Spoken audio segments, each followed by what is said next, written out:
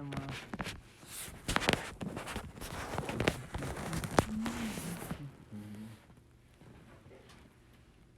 Okay. Welcome back to another episode of the Russian Author series. Last time in War and Peace, Prince Bagration, which is a Russian general, and Prince Andrew find themselves in combat with the French. And as for Crime and Punishment,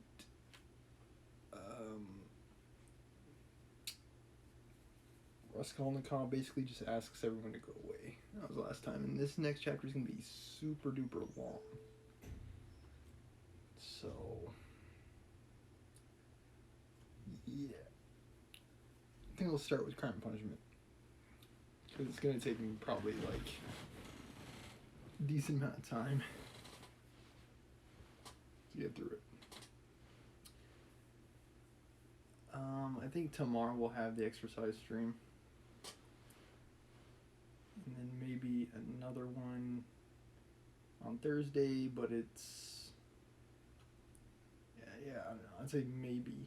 I might have an art stream instead on Thursday. Okay. Chapter 6. Here we go. Crime and Punishment, the Russian Author series. Thank you for following this series. We will skip a couple chapters in War and Peace, but I believe Crime and Punishment we're picking up exactly from where we were last time. Yeah, he's like, leave me. And then he turns. Chapter 6. But as soon as she went out, he got up, latched the door, undid the parcel which Razumhin had brought in that evening, and had tied up again and began dressing. Strange to say, he seemed immediately to have become perfectly calm. Not a trace of his recent delirium, nor the panic fear that had haunted him of late. He's been, like, acting sick lately, so it looks like he's back to himself. It was the first moment of a strange, sudden calm. He also had the chance to meet Peter Petrovich, his brother-in-law-to-be. And, yeah, he's not a super big fan. His movements were precise and definite. A firm purpose was evident in them. Today, he muttered to himself. He understood that he was still weak, but his intense spiritual concentration gave him strength and self-confidence. He hoped, moreover, that he would not fall down in the street. When he had dressed in entirely new clothes, he looked at the money lying on the table, and after a moment's thought, put it in his pocket. It was 25 rubles. He took also all the copper change from the 10 rubles spent by Razumhin on the clothes. Then he softly unlatched the door, went out, slipped downstairs, and glanced in at the open kitchen door. Nastasia was standing with her back to him, blowing up the landlady's samovar. She heard nothing. Who would have dreamed of his going out, indeed? A minute later, he was in the street. It was nearly 8 o'clock. The sun was setting. It was as stifling as before, but he eagerly drank in the stinking, dusty town air. His head felt rather dizzy. A sort of savage energy gleamed suddenly in his feverish eyes and his wasted, pale, yellowish face. He did not know and did not think where he was going. He had one thought only, that all this must be ended today, once and for all, immediately, that he would not return home without it, because he would not go on living like that. How, with what, to make an end? He had not an idea about it. He did not even want to think of it. He drove away thought. Thought tortured him. All he knew, all he felt was everything must be changed one way or another. He repeated with desperate and immovable self-confidence and determination. Is he going to confess? I don't know. From old habit, he took his usual walk in the direction of the Haymarket. A dark-haired young man with a barrel organ was standing in the road in front of a little general shop. He was grinding out a very sentimental psalm. He was accompanying a girl of 15 who stood on the pavement in front of him. She was dressed up in a crinoline, a mantle, and a straw hat with a flame-colored feather in it. Crinoline is a stiffened or hooped petticoat worn to make a long skirt stand out. Let me see if I can Google it.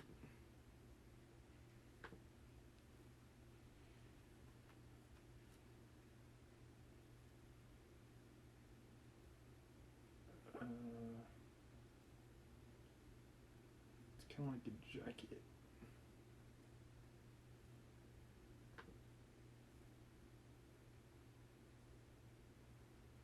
Oh, okay. Yeah, I've seen these. Okay, hold on a second.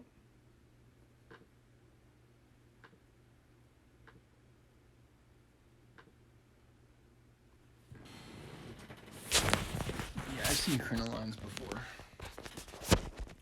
Let me show you all. Yeah, they're those like wire things.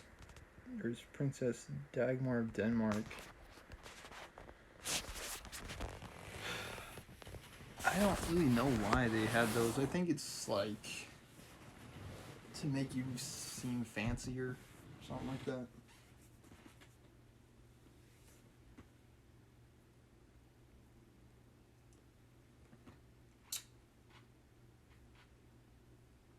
Yeah, it's like a fashion choice.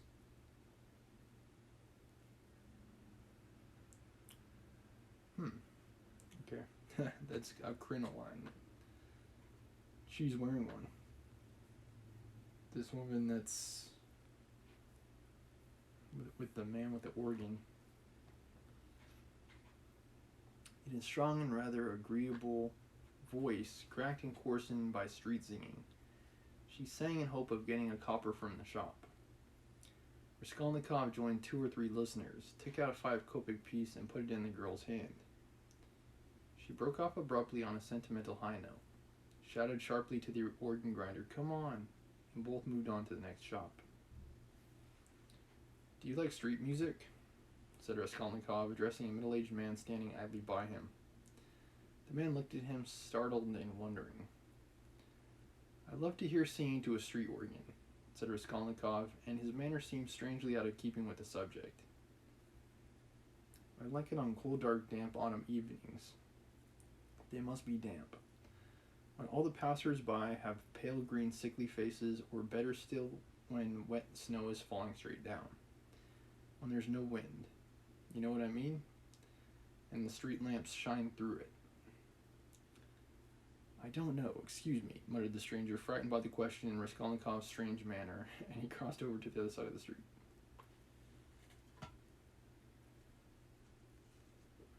He's like, "I like the sound of piano when it's raining." And the random guy he's talking to on the street's just like, "Okay."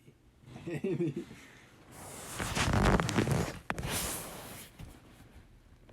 I think that's good.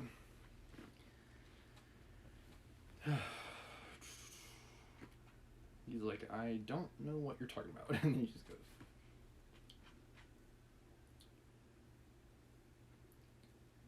Raskolnikov walked straight on and came out at the corner of the Haymarket, where the huckster and his wife had talked with Lizaveta, but they were not there now.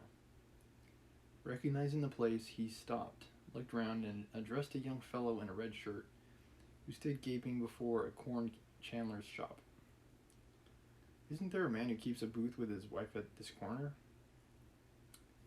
"All sorts of people keep booths here," answered the young man, glancing superciliously at Raskolnikov. Supercilious behavior, looking as though one is superior to others. "What's his name?" "What he was christened." "Aren't you a Zaraysky man too? Which province?" The young man looked at Raskolnikov again. It's not a province, Your Excellency, but a district." "Graciously forgive me, Your Excellency." "Is that a tavern at the top there?" "Yes, it's an eating house and there's a billiard room. And you'll find princesses there too. La la. Raskolnikov crossed the square. In that corner there was a dense crowd of peasants. He pushed his way into the thickest part of it, looking at their faces. He felt an unaccountable inclination to enter into conversation with people. But the peasants took no notice of him. They were all shouting in groups together. He stood and thought a little and took a turning to the right in the direction of a V. He had often crossed that little street which turns at an angle, leading from the marketplace to Sadovy Street. Of late he had often felt drawn to wander about this district, when he felt depressed, that he might feel more so. Now he walked along thinking of nothing. At that point there was a great block of buildings, entirely let out in dram shops and eating houses. Women were continually running in and out, bareheaded and in their indoor clothes. Here and there they gathered in groups on the pavement, especially about the entrances to various festive establishments in the low stories. From one of these loud dens, sounds of singing, the tinkling of guitar, and the shouts of merriment floated into the street. A crowd of women were thronging round the door. Some were sitting on the steps, others on the pavement, others were standing talking. A drunken soldier, I almost said shoulder, drunken soldier smoking a cigarette was walking near them in the road, swearing. He seemed to be trying to find his way somewhere, but had forgotten where. One beggar was quarreling with another, and a man dead drunk was lying right across the road. Raskolnikov joined the throng of women, who were talking in husky voices. They were bareheaded and wore cotton dresses and goatskin shoes. There were women of 40 and some not more than 17. Almost all had blackened eyes. He felt strangely attracted by the singing and all the noise and uproar in the saloon below. Someone could be heard dancing frantically, marking time with his heels to the sounds of guitar, and of a thin falsetto voice singing a jaunty air. He listened intently, gloomily, and dreamily, bending down at the entrance and peeping inquisitively in from the pavement. It's the Illy sentence. Oh, my handsome soldier, don't beat me for nothing, trilled the thin voice of the singer. Raskolnikov felt a great desire to make out what he was singing. He was as though everything depended on that. Shall I go in? He thought. They're laughing from drink. Shall I get drunk? Won't you come in? One of the women asked him. Her voice was still musical and less thick than the others. She was young and not repulsive, the only one of the group. Why, she's pretty, he said, drawing himself up and looking at her. She smiled, much pleased at the compliment. You're very nice looking yourself, she said.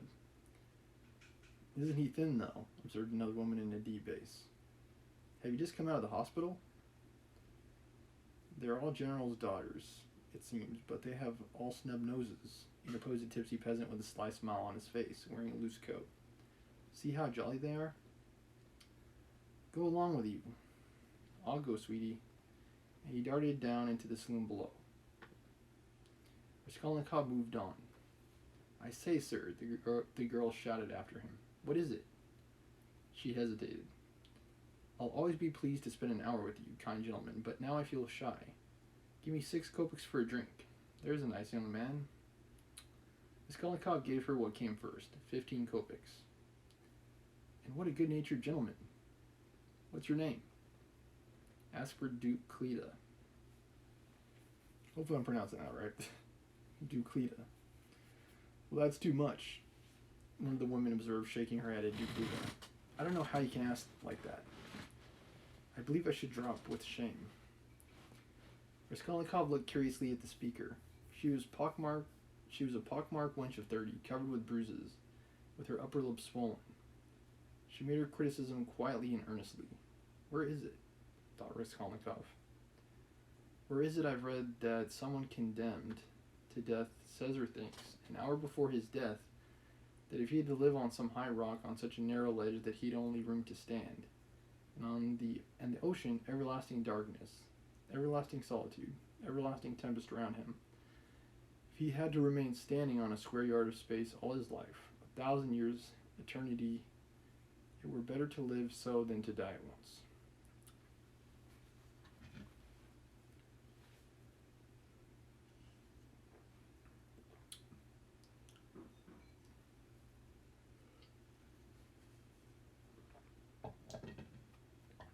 Yeah, I don't know about that. Only to live and live. Life, whatever it may be. Okay. How true it is. Good God, how true. Man is a vile creature. And vile is he who calls him vile for that. He added a moment later. He went into another street. Bah, the Place de Crystal. Rasmussen was just talking of the Place de Crystal. What on earth was it I wanted? Yes, the newspapers. Zamatov said he'd read it in the papers. Have you the papers? He asked, going into a very spacious and positively clean restaurant, consisting of several rooms which were, however, rather empty. 2 or 3 people were drinking tea, and in a room further away were sitting 4 men drinking champagne. Raskolnikov fancied that Zamatov was one of them, but he could not be sure at that distance. What if it is? He thought. Will you have vodka? Asked the waiter. Give me some tea and bring me the papers, the old ones for the last 5 days, and I'll give you something. Yes, sir, here's today's. No vodka? The old newspapers and the tea were brought. Raskolnikov sat down and began to look through them. Oh damn, these are the items of intelligence. An accident on a staircase. Spontaneous combustion of a shopkeeper from alcohol. A fire in Pesky. A fire in the Petersburg Quarter. Another fire in the Petersburg Quarter. And another fire in the Petersburg Quarter. Dang, fire department must have been busy in those days.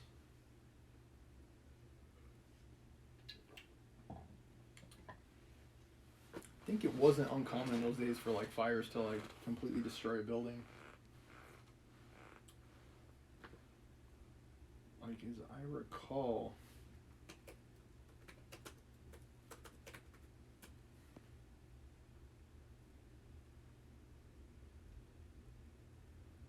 yeah, there was a great Chicago fire.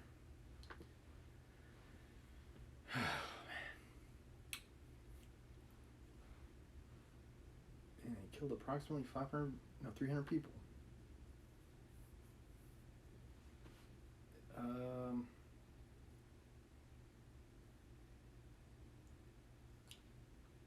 Yeah, I don't know. I guess fires. Yeah, there were a lot of fires back then. I guess it makes sense because they didn't have light bulbs.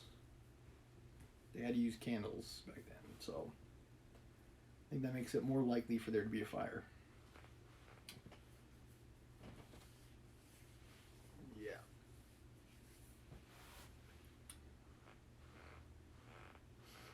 He's trying to read about the double murder that he was involved in. Ah, here it is. I found it last, but he was seeking and began to read it. He found it at last. The lines danced before his eyes, but he read it all and began eagerly seeking later editions in the following numbers. His hands shook with nervous impatience as he turned the sheets. Suddenly someone sat down beside him at his table. He looked up. It was the head clerk, Zamatov. Looking just the same, with the rings on his fingers and the watch chain, with the curly black hair parted and pomaded, with the smart waistcoat, rather shabby coat, and doubtful linen. He was in a good humor. At least he was smiling very gaily and good-humoredly. His dark face was rather flushed from the champagne he had drunk. What, you here? He began, surprised, speaking as though he'd known him all his life. Why, Razumhin told me only yesterday you were unconscious. How strange. And do you know I've been to see you? Raskolnikov knew he would come up to him. He laid aside the papers and turned to Zamatov. There was a smile on his lips, and a new shade of irritable impatience was apparent in that smile. I know you have, he answered. I've heard it. You looked for my sock. And you know Razumhin had lost his heart to you.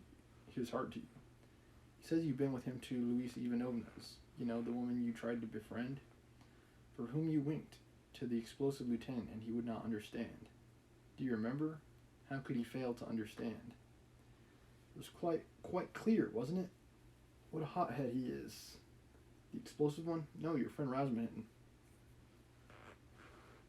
Actually, it seems like Razumhin's probably one of the most easygoing guys we've seen. He's so easygoing he was able to befriend Raskolnikov, so Yeah, he's pretty easy going, as far as they go. You must have a jolly life, Mr. Zamatov. Entrance free to the most agreeable places. Who's been pouring champagne into you just now? We've just been having a drink together. You talk about pouring it into me. By the way of a fee, you profit by everything, Raskolnikov laughed. It's all right, my dear boy, he added, slapping Zamatov on the shoulder. I'm not speaking from temper, but in a friendly way, for sport, as that workman of yours said when he was scuffling with Dmitri, in the case of the old woman. How do you know about it? Perhaps I know more about it than you do. How strange you are. I'm sure you're still very unwell. You ought to have come out. Do I seem strange to you? Yes. What are you doing? Reading the papers? Yes. There's a lot about the fires. You don't say. No, I'm reading about the fires. I'm not reading about the fires. Here he looked mysteriously at Zamatov. His lips were twisted again in a mocking smile. No, I'm not reading about the fires, he went on, winking at Zamatov. But confess now, my dear fellow, you're awfully anxious to know what I'm reading about. I'm not the least. Mayn't I ask you a question? Why do you keep on? Listen, you're a man of culture and education. I was in the 6th class at the gymnasium, said Zamatov with some dignity. 6th class? Ah, my cock sparrow. With your partying and your rings, you are a gentleman of fortune. Foo, what a charming boy. Here Raskolnikov broke into a nervous laugh right in Zamatov's face. The latter drew back, more amazed than offended. Foo, how strange you are, Zamatov repeated very seriously. I can't help thinking that you are still delirious. I'm delirious, you're fibbing, my cock sparrow, so I'm strange. You find me curious, do you? Yes, curious. Shall I tell you what I was reading about? What I was looking for? See, what a lot of papers I made them bring. Suspicious, huh? Well, what is it? You prick up your ears? How do you mean, prick up my ears? I'll explain that afterwards, but now, my boy, I declare to you no better, I confess. No, that's not right either. I make a deposition, and you take it. I depose that I was reading, that I was looking and searching. He screwed up his eyes and paused. I was searching, and came here on purpose to do it, for news of the murder of the old pawnbroker woman. He articulated at last, almost in a whisper, bringing his face exceedingly close to the face of Zamatov. Zamatov looked at him steadily, without moving or drawing his face away. What struck Zamatov afterwards as the strangest part of it all was that silence followed for exactly a minute, and that they gazed at one another all the while. What have you been reading about it? He cried at last, perplexed and impatient. That's no business of mine. What of it? The same old woman. Raskolnikov went on in the same whisper, not heeding Zamatov's explanation, about whom you were talking in the police office. You remember when I fainted. Well, do you understand now?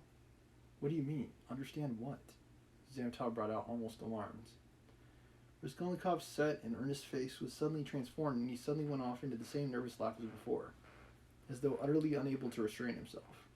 All in one flash he recalled with extraordinary vividness of sensation a moment in the recent past, that moment when he stood with the axe behind the door, while the latch trembled and the men outside swore and shook it, and he had a sudden desire to shout at them, to swear at them, to put out his tongue at them, to mock them, to laugh them, and to laugh. You're either mad, or, began Zamatov, and he broke off as though stunned by the idea that suddenly flashed into his mind. Or what? What? Come tell me. Nothing, said Zamatov, getting angry. It's all nonsense. Both were silent. After a sudden fit of laughter, Raskolnikov became suddenly thoughtful and melancholy. He put his elbow on the table and leaned his head on his hand. He seemed to have completely forgotten Zamatov. The silence lasted for some time. Why don't you drink your tea? It's getting cold, said Zamatov. What, tea? Oh, yes. Raskolnikov sipped a glass, put a morsel of bread in his mouth, and suddenly looked at Zamatov. Seemed to remember everything and pulled himself together. At the same moment, his face resumed its original mocking expression. He went on drinking tea. Raskolnikov's kind of like a jerk. He's got like an abrasive personality. Based on what we know about him so far, he's depressed, he's antisocial, he likes to push people away, and yes, he's a murderer. He's killed 2 people already at this point in the novel. And who knows, might kill more before they find him, before they bring him to justice. Okay, where am I? Oh, yes. Raskolnikov set the glass, put a morsel of bread. Yeah, his mocking expression. There have been a great many of these crimes lately, said Zamatov. Only the other day I read in the Moscow news that a whole gang of false coiners had been caught in Moscow. It was a regular society. They used to forge tickets. Oh, but it was a long time ago. I read about it a month ago. Raskolnikov answered calmly. So you consider them criminals, he added, smiling. Of course they're criminals. They're children, simpletons, not criminals. Why, 100 people meeting for such an object? What an idea. 3 would be too many, and then they want to have more faith in one another than in themselves. One has only to blab in his cups and it collapses. Simpletons. They engaged untrustworthy people to change the notes. What a thing to trust to a casual stranger. Well, let us suppose that these simpletons succeeded and each makes $1 million. What falls for the rest of their lives? Each is dependent on the others for the rest of his life. Better hang oneself at once. And they did not know how to change the notes either. The man who changed the notes took 5,000 rubles, and his hands trembled. He counted the first 4,000, but did not count the 5,000. He was in such a hurry to get the money into his pocket and run away. Of course, he roused suspicion. The whole thing came to a crash through one fool. Is it possible? Kind of somewhat of a common theme we're seeing in Crime and Punishment is the wicked and horrible things that money makes people do. The Raskolnikov, he killed Alia Ivanovich and then he steals her stuff. And there's a lot of like borrowing and pledges, and now it's like the counterfeit operation.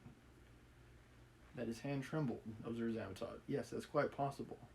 I feel quite sure it's possible. Sometimes one can't stand things. Can't stand that? Why could you stand it then? No, I couldn't. For the sake of 100 rubles to face such a terrible experience. To go with false notes into a bank where it's their business to spot that sort of thing. No, I should not have the face to do it. Would you? Would you? Raskolnikov had an intense desire again to put his tongue out. Shivers kept running down his spine. I should do it quite differently, Raskolnikov began. This is how I would change the notes. I'd count the first 1,000 3 or 4 times, backwards and forwards, looking at every note, and then I'd set to the second 1,000. I'd count that halfway through and then hold some 50 ruble notes to the light.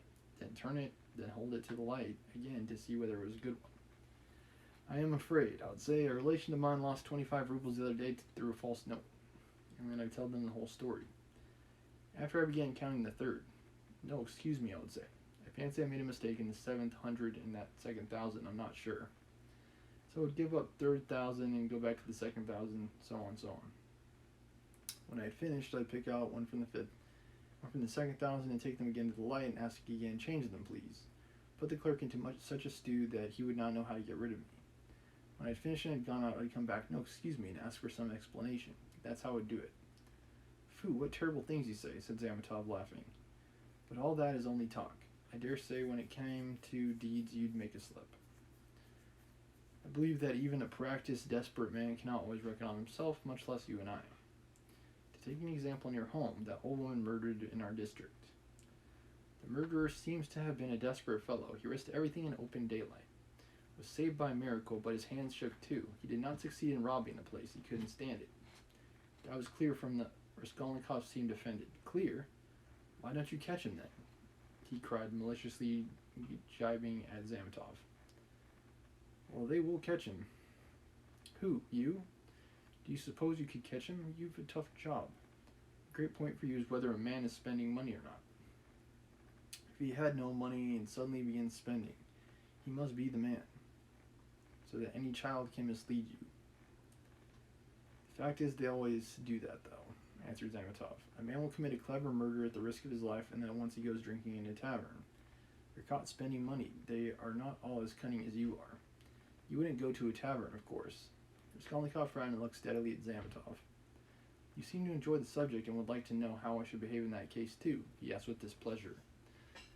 I should like to, Zamatov answered firmly and seriously. Somewhat too much earnestness began to appear in his words and his looks. Very much, very much. All right, then.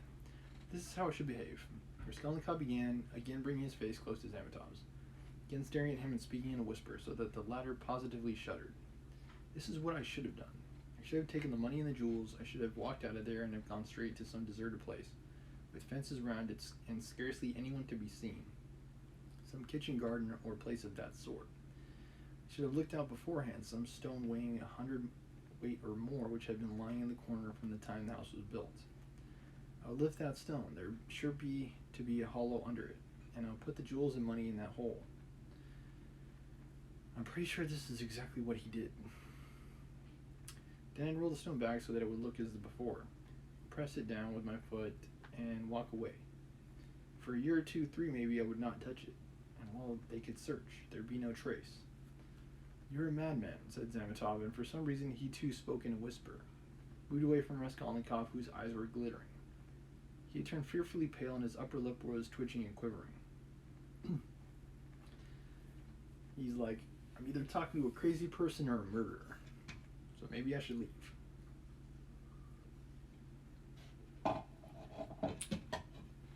He bent down as close as possible to Zamatov, and his lips began to move without uttering a word. This lasted for half a minute. He knew what he was doing, but could not restrain himself.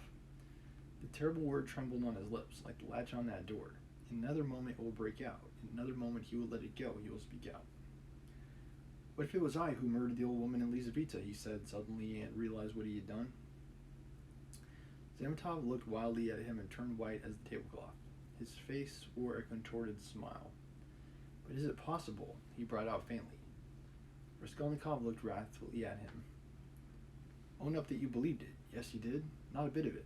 I believe it less than ever now, Zamatov cried hastily. I've caught my cock sparrow, so you did believe it before, if now you believe less than ever.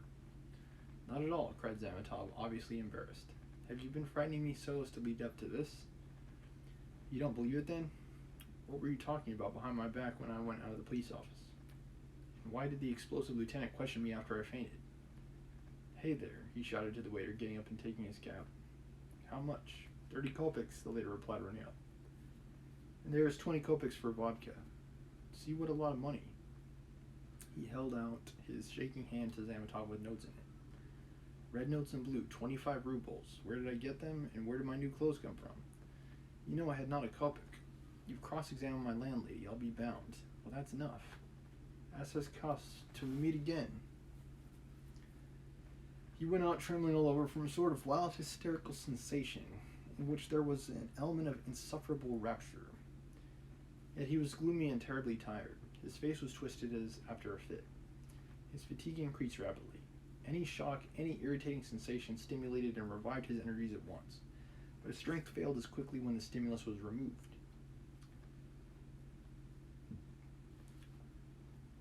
Whew. Zamatov left alone. I'm telling you, this chapter is long. Zamatov left alone. Sat for a long time in the same place, plunged in thought. Raskolnikov had unwittingly worked a revolution in his brain on a certain point and had made up his mind for him conclusively. Ilya Petrovich is a blockhead, he decided. Is that the woman he murdered? I don't know. Raskolnikov had hardly opened the door of the restaurant when he stumbled against Razumhin on the steps. They did not see each other till they almost knocked against each other. For a moment they stood looking each other up and down. Razumhin was greatly astounded. Then anger, real anger, gleamed fiercely in his eyes. So here you are, he shouted at the top of his voice. You ran away from your bed, and here I've been looking for you under your sofa. We went up to the garret. I almost beat Nastasia on your account. And here he is after all. Rodya, what is the meaning of it? Tell me the whole truth. Confess. Do you hear? Sometimes Razumhin comes across as the caring friend, and sometimes he comes across as kind of a pushy jerk. He's like, I know you've been sick, but I wanted to see you 5 times today anyway. I know you didn't expect any company, but I showed up anyway. Because that's the kind of friend that I am. And I've been looking everywhere for you. And meanwhile, Raskolnikov's like, yeah, and? He's like, I'm trying to live my life. Gonna be right back. Yeah, Raskolnikov's like, yes, and do you expect something? Special award, perhaps?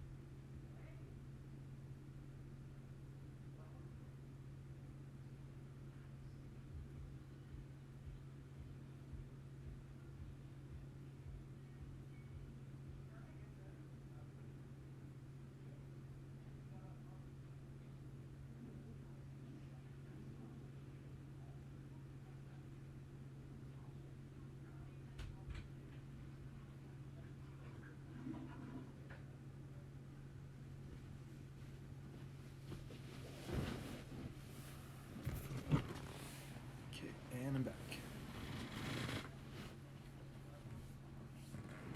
Tired.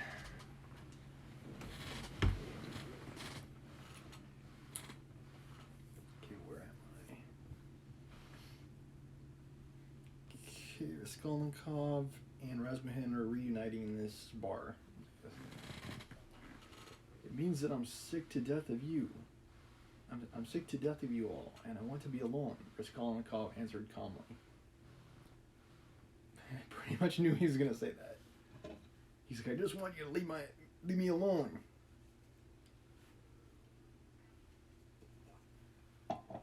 Alone when you're not able to walk, when your face is as white as a sheet and you're gasping for breath. Idiot. What have you been doing in the Palais de Crystal? Own up at once. Let me go, said Raskolnikov and tried to pass him. This was too much for Razumhin. He gripped him firmly by the shoulder. Let you go? How you dare tell me to let you go? Do you know what I'll do with you directly? I'll pick you up, tie you up in a bundle, carry you home under my arm, and lock you up. He's like, listen, Razumhin. I've already killed 2 people, okay? I'm not trying to make it a third. Listen, Razumhin. Raskolnikov began quietly, apparently calm. Can't you see that I don't want your benevolence? A strange desire that you have to shower benefits on a man who curses them, who feels them a burden, in fact. Why did you seek me out at the beginning of my illness? Maybe I was very glad to die. Didn't I tell you plainly enough today that you were torturing me, that I was sick of you? You seem to want to torture people. I assure you that all that is seriously hindering my recovery, because it's continually irritating me. You saw Zamatov went away just now to avoid irritating me. You leave me alone too, for goodness sake. What right have you, indeed, to keep me by force? Don't you see that I'm in possession of all my faculties now? How? How can I persuade you not to persecute me with your kindness? I may be ungrateful, I may be mean, only let me be, for God's sake, let me be. Let me be, let me be. Sometimes I do feel bad for Raskolnikov. He began calmly, gloating beforehand over the venomous phrases he was about to utter, but finished panting for breath in a frenzy as he had been with Lushin. Razumhin stood a moment, thought, and let his hand drop. Well, go to hell then, he said gently and thoughtfully. Stay, he roared as Raskolnikov was about to move. Listen to me. Let me tell you that you're all a set of babbling, posing idiots. If you've any trouble, if any little trouble you brood over like a hen over an egg, and you're plagiarists even in that, there isn't a sign of independent life in you. You're made of spermaceti ointment and you've lymph in your veins instead of blood. I don't believe in any of you, in any one of you. In any circumstances, the first thing for you all is to be unlike a human being. Stop, he cried with redoubled fury, noticing that Raskolnikov was again making a movement. Hear me out. You know I'm having a housewarming this evening. I dare say they've arrived by now, but I left my uncle there. I just ran in to receive guests. If you weren't a fool, a common fool, a perfect fool, if you were original instead of a translation,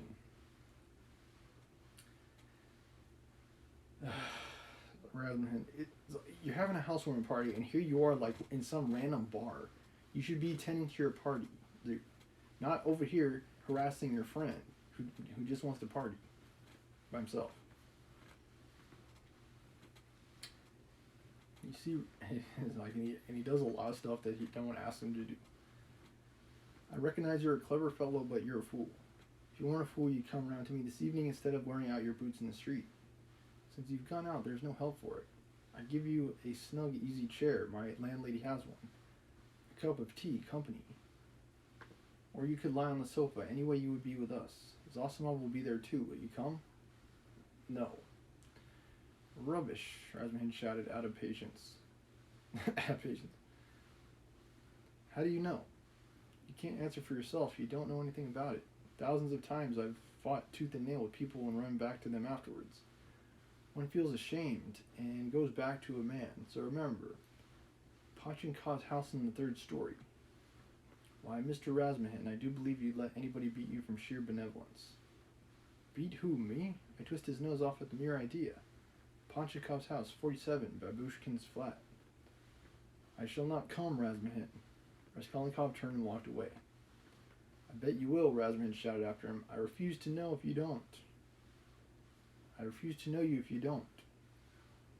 Stay. Hey, is Zamatov in there?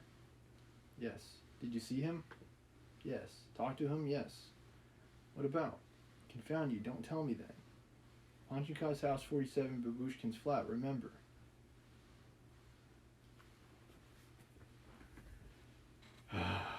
Razman.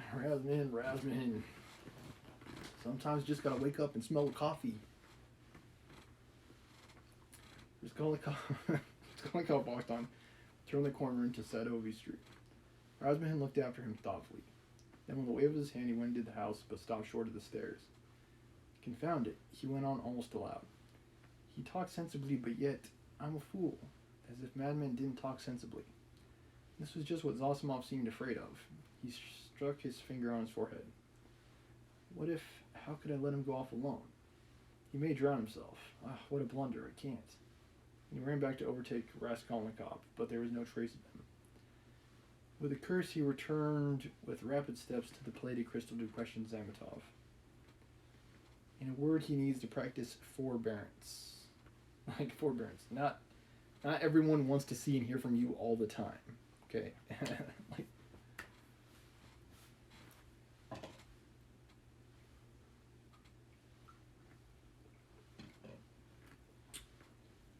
Raskolnikov walked straight to X. Bridge stood in the middle and, leaning both elbows on the rail, stared into the distance.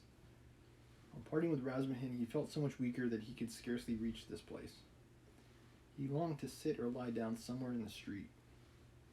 Bending over the water, he gazed mechanically at the last pink flush of the sunset, at the row of houses growing dark in the gathering twilight, at one distant attic window on the left bank, flashing as though on fire in the last rays of the setting sun, at the darkening water of the canal, and the water seemed to catch his attention.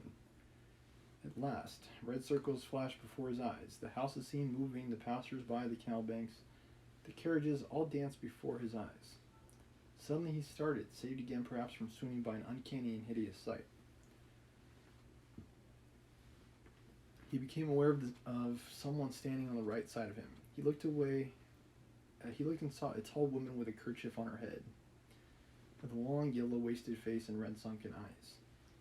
She was looking straight at him, but obviously she saw nothing and recognized no one. Suddenly she leaned her right hand on the parapet, lifted her right leg over the railing, then her left, and threw herself into the canal.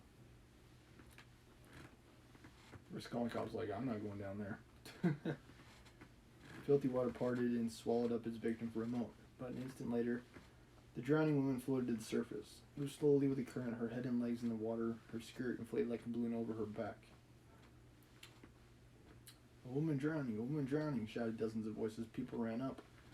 Both banks were thronged with spectators. On the bridge, people crowded about Raskolnikov, pressing up behind him.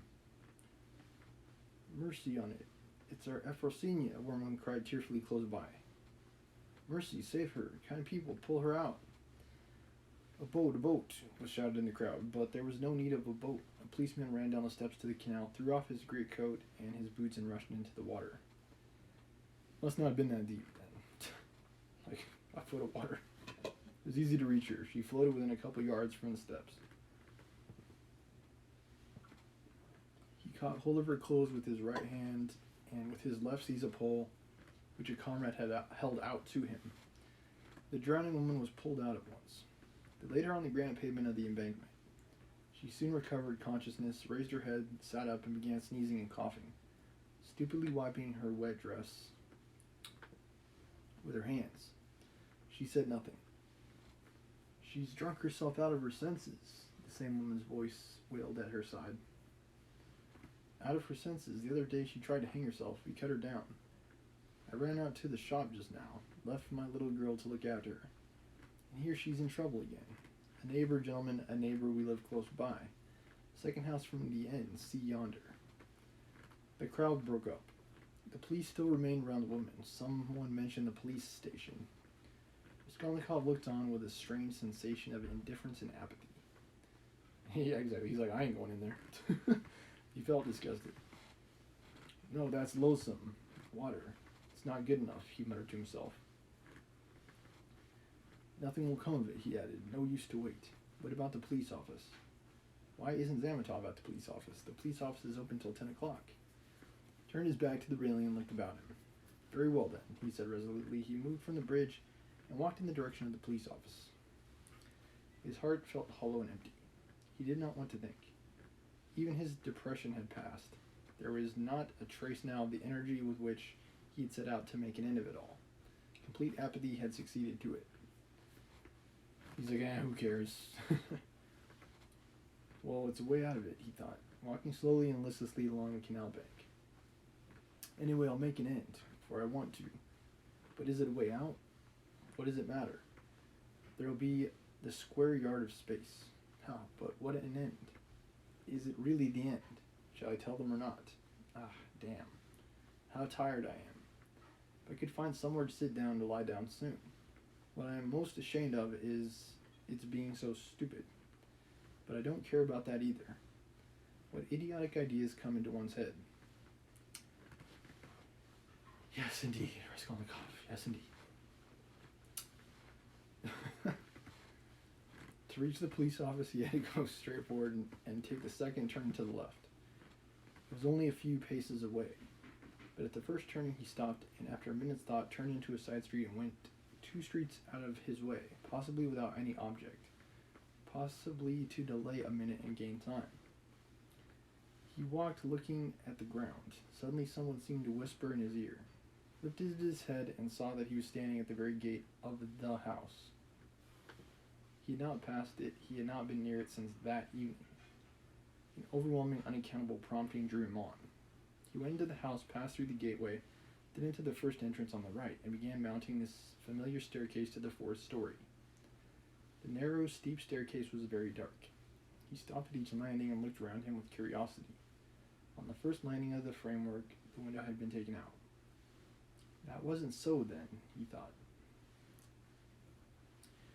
Here was the flat on the 2nd story where Nikolai and Dmitri had been working.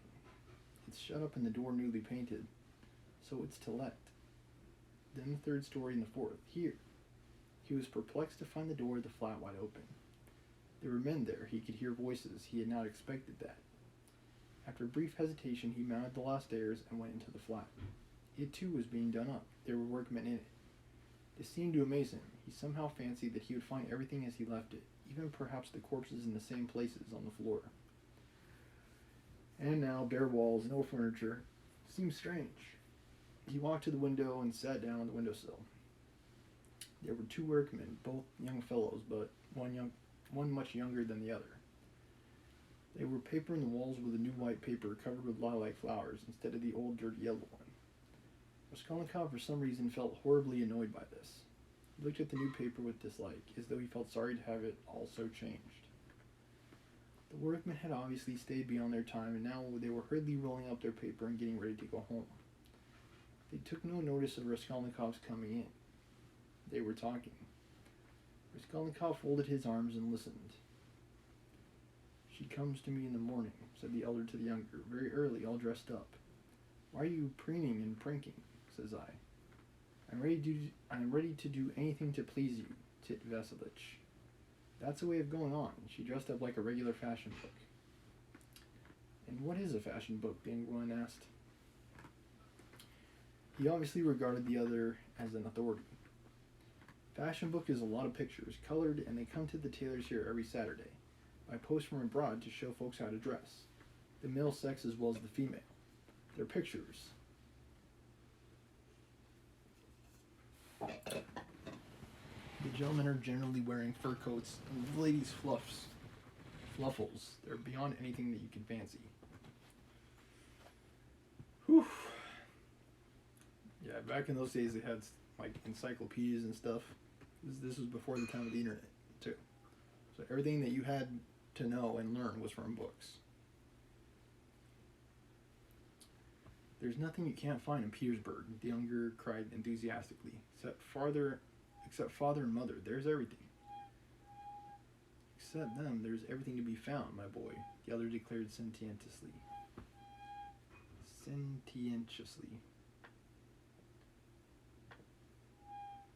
Meaning given to moralizing in a pompous or affected manner. Sententiously. Yeah, sententiously. Okay, where did I see that word?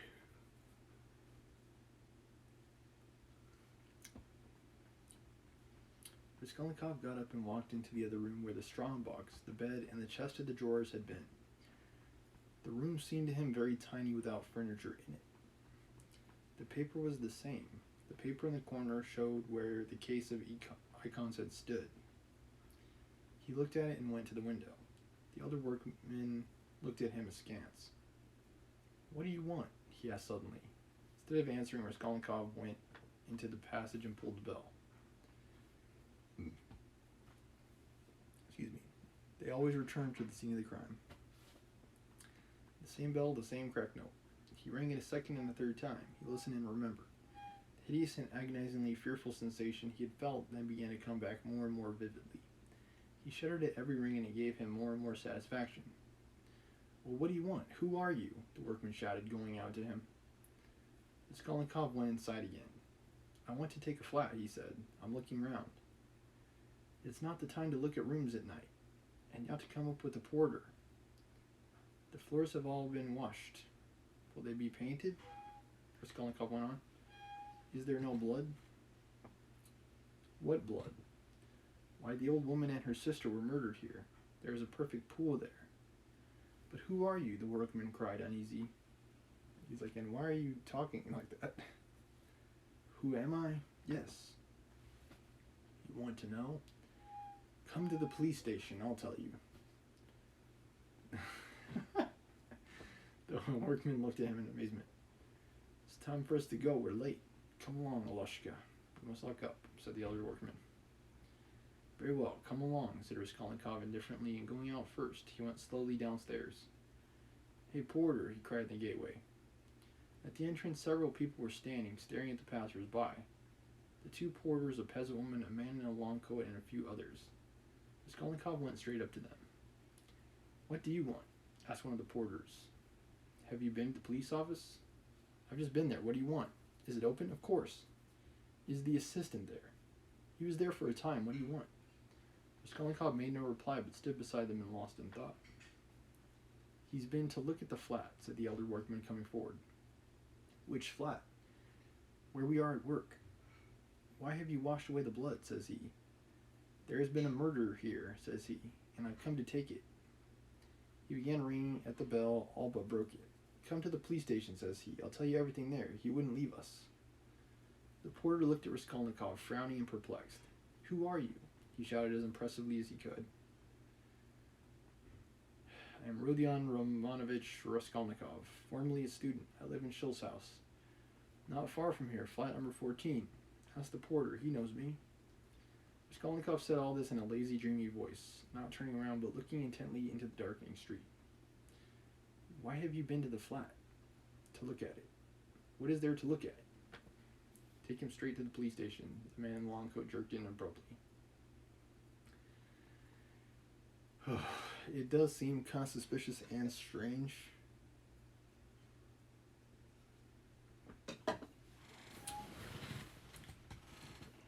There's like all these places, and the one place that he wants to check out is the one where there was recently a double murder.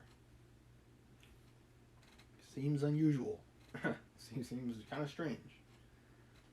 Raskolnikov looked intently at him over his shoulder and said in the same slow, lazy tones, "Come along." "Yes, take him," the man went on more confidently. "Why was he going into that? What's in his mind, huh? He's not drunk, but God knows what's the matter with him," muttered the workman. "But what do you want?" the porter shouted again, beginning to get angry and earnest. "Why are you hanging about?" "You funked the police station, then," said Raskolnikov jeeringly. "How funk it? What are you hanging about?" "He's a rogue," shouted the peasant woman. "Why waste time talking to him?" cried the other porter, a huge peasant in a full open coat with keys on his belt. "Get along. He's a rogue and no mistake. Get along." And seizing Raskolnikov by the shoulder, he flung him into the street. He lurched forward but recovered his footing, looked at the spectators in silence, and walked away. "Strange man," observed the workman. "There are strange folks about nowadays," said the woman. "You should have taken him to the police station all the same," said the man in the long coat. "Better have nothing to do with him," decided the big porter. "A regular rogue, just what he wants, you may be sure, but once take him up, you won't get rid of him. We know the sort." "Shall I go there or not?" thought Raskolnikov, standing in the middle of the thoroughfare at the crossroads. He looked about him as though expecting from someone a decisive word. But no sound came. All was dead and silent like the stones on which he walked, dead to him alone. All at once, at the end of the street, 200 yards away, in the gathering dust, he saw a crowd and heard talks and shouts. In the middle of the crowd stood a carriage. A light gleamed in the middle of the street. "What is it?" Raskolnikov turned to the right and went up to the crowd. He seemed to clutch at everything and smiled coldly when he recognized it, for he had fully made up his mind to go to the police station and knew that it would all soon be over. Whew. Okay, maybe he's going to confess. Who knows? That'll be in chapter 7, perhaps, or about 30% of the way through the book. Raskolnikov is still reminiscing about his murder. Okay, we find ourselves in chapter 18, as a matter of fact, in War and Peace. So I might need to change my description. Okay, here we go. Prince Bagration, having reached the highest point of our right flank, began riding downhill to where the roll of musketry was heard, but on account of the smoke, nothing could be seen. The nearer they go to the hollow, the less they could see, but the more they felt the nearness of the actual battlefield. They began to meet wounded men. One with a bleeding head and no cap was being dragged along by 2 soldiers who supported him under the arms. There was a gurgle in his throat and he was spitting blood. A bullet had evidently hit him in the throat or mouth. Another was walking sturdily by himself but without his musket, groaning aloud and swinging his arm which had just been hurt, while blood from it was streaming over his great coat as from a bottle. He had that moment been wounded and his face showed fear rather than suffering. Crossing a road, they descended a steep incline and saw several men lying on the ground. They also met a crowd of soldiers, some of whom were unwounded. The soldiers were ascending the hill, breathing heavily. Despite the general's presence, were talking loudly and gesticulating. In front of them, rows of gray cloaks were already visible through the smoke. An officer, catching sight of Bagration, rushed shouting after the crowd of retreating soldiers, ordering them back. Bagration rode up to the ranks, along which shots crackled, now here and there, drowning the sound of voices in the shouts of command. The whole air reeked with smoke. The excited faces of the soldiers were blackened with it. Some were using their ramrods, others putting powder on the touch pans or taking charges from their pouches. Others were firing, though who they were firing at could not be seen for the smoke, which there was no wind to carry away. A pleasant humming and whistling of bullets were often heard. "What is this?" thought Prince Andrew, approaching the crowd of soldiers. "It can't be an attack, for they're not moving. It can't be a square, for they're not drawn up for that." The commander of the regiment, a thin, feeble-looking old man with a pleasant smile, his eyes drooping more than half over his old eyes, giving him a mild expression, rode up to Bagration and welcomed him as a host welcomes an honored guest. He reported that his regiment had been attacked by French cavalry, and that, though the attack had been repulsed, he had lost more than half of his men. He said the attack had been repulsed, employing his military term to describe what had occurred to his regiment. But in reality, he did not himself know what had happened during that half hour to the troops entrusted to him. He could not say with certainty whether the attack had been repulsed or his regiment had been broken up. Yeah, in any case, he's seen casualties. I think that's fair to say. All he knew was that at the commencement of the action, balls and shells began flying all over his regiment and hitting men, and that afterwards someone had shouted "cavalry," and our men had begun firing. They were still firing, not at the cavalry which had disappeared, but at French infantry who had come into the hollow and were firing at our men. Prince Bagration bowed his head as a sign that this was exactly what he desired and expected. Turning to his adjutant, he ordered him to bring down the 2 battalions of the 6th Chasseurs, whom they had just passed. Prince Andrew was struck by the changed expression on Prince Bagration's face at this moment. It expressed the concentrated and happy resolution you see on the face of a man who on a hot day takes a final run before plunging into the water. The dull, sleepy expression was no longer there, nor the affectation of profound thought. The round, steady hawk's eyes looked before him eagerly and rather disdainfully, not resting on anything, although his movements were still slow and measured. The commander of the regiment turned to Prince Bagration, entreating him to go back, as it were too dangerous to remain where they were. "Please, Your Excellency, for God's sake," he kept saying, glancing for support in an officer of the Swede who turned him away from him. "There, you see," and he drew attention to the bullets whistling, singing, and hissing continually round them. "Duck!"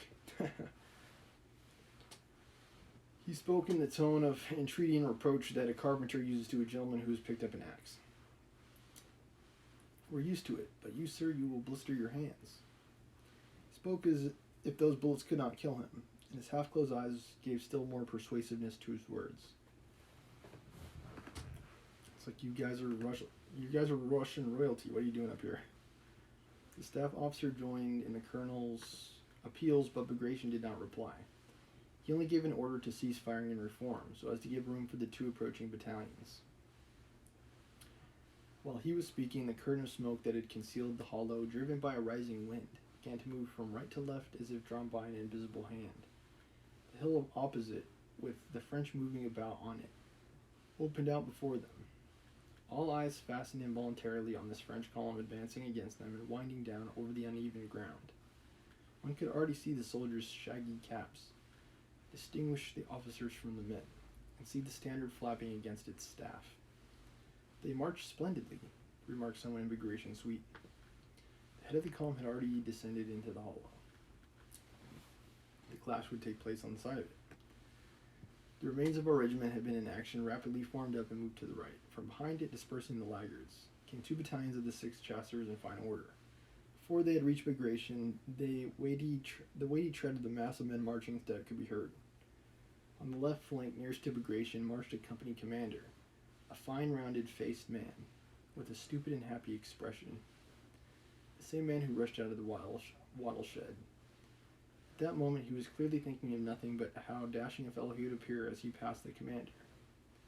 With the self-satisfaction of a man on parade, he stepped lightly with his muscular legs as if sailing along, stretched himself to his full height without the smallest effort, his ease contrasting with the heavy tread of the soldiers who were keeping step with him.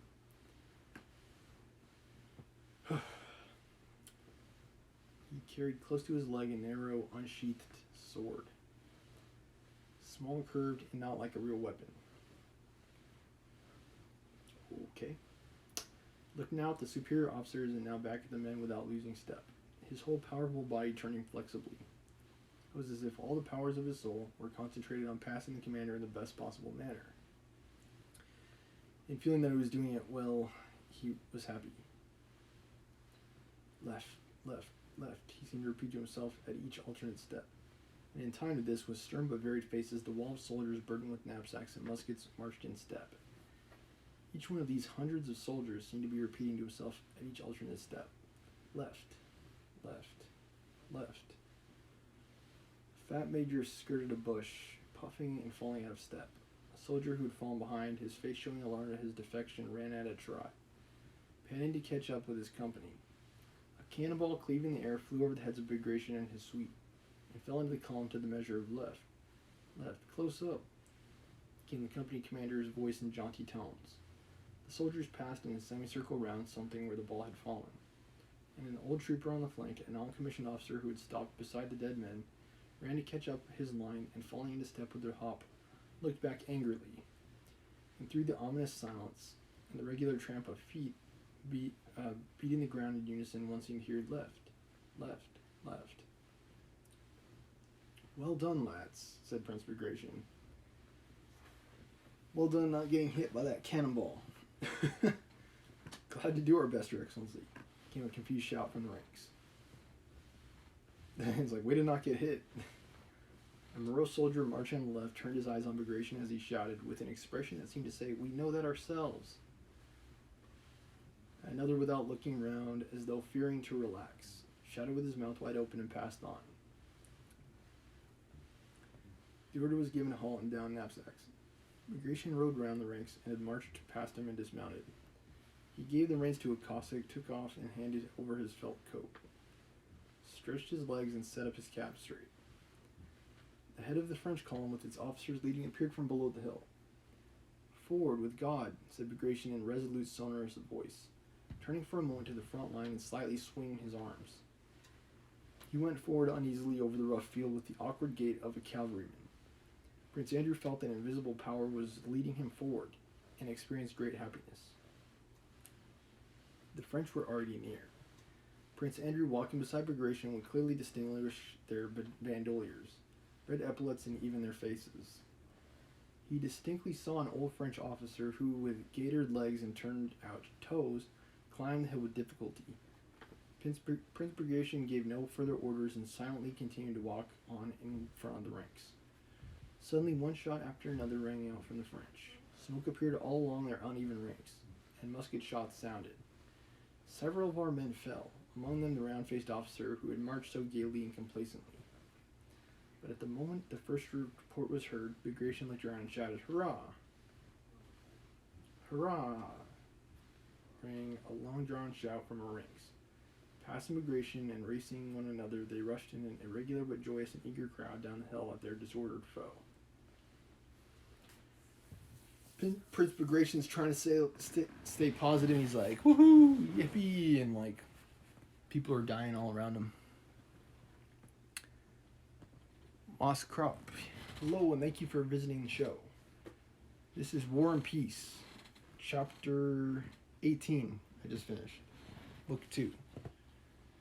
If you check the VOD, you'll also be able to find me before this reading Crime and Punishment, Book 2, Chapter 7. Let me double check that.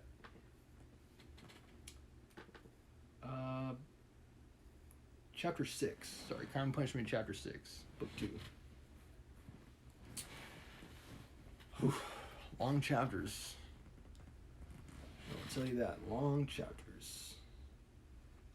And we'll have to see what happens. Of the opinion and belief that Raskolnikov is getting closer to confessing, and I'm pretty sure the Russians are going to lose this battle against Napoleon's forces. So we'll have to wait and see in the next episode. Thank you for watching.